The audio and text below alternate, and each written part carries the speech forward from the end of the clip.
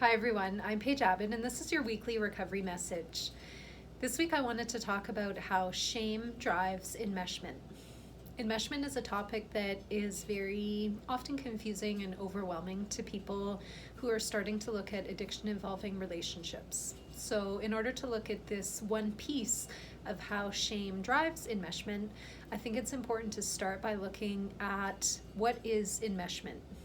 Essentially, when we're talking about enmeshment, what happens is that the boundaries in a relationship are very unclear and they're very permeable to the extent that an individual may find themselves living basically someone else's life. They're living according to what that other person needs or is looking for or wants, and the self becomes lost.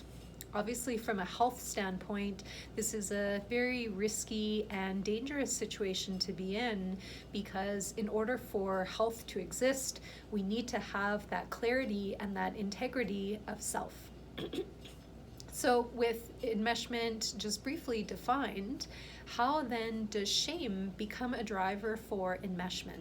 Well, shame is that feeling of being less than, of being unworthy. We could also liken it to a lack of confidence and a low sense of worth and esteem. So essentially, the person does not feel that they have much to offer or that they are a valuable human being. So when people are feeling quite down on themselves, high levels of shame, they then are more vulnerable to seeking that external validation and approval from relationships. So it can feel very good, quote unquote, to the person who has addiction, high levels of shame. They are living for another person. They have forgotten their own boundaries. They're not interested in looking at their self because the shame says they're not worthy or valid to do so. So they will live someone else's life. They will live for somebody else. And if during the process they get some approval and some accolades, that's a huge bonus and a huge hit for the brain.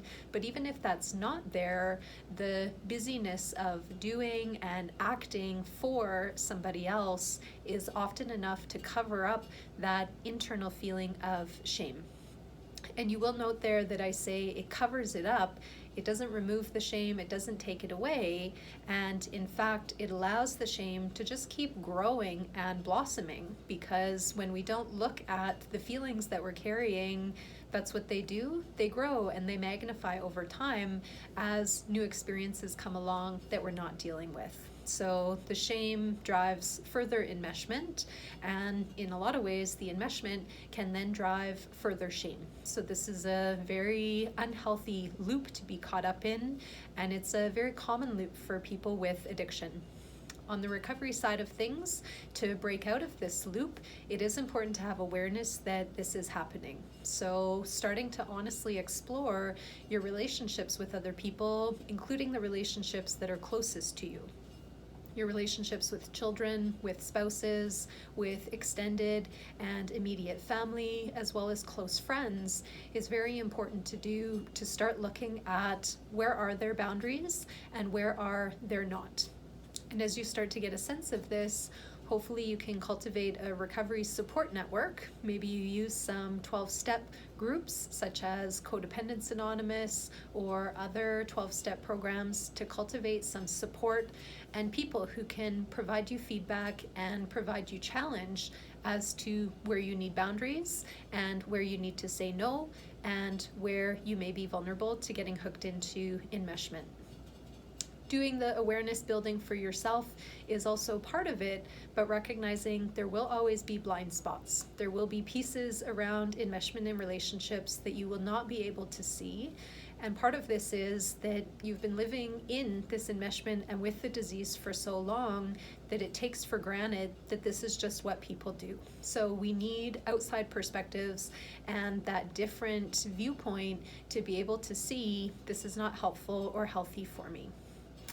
I hope that you're able to continue exploring your own feelings of shame and your own relationship with yourself and starting to connect that to enmeshment that may be happening in your life. This is a very fruitful area of recovery, meaning there's often a lot there, but it is very beneficial and valuable to look at. Thanks for listening and watching. I wish you the best in your ongoing journey of recovery. Bye for now.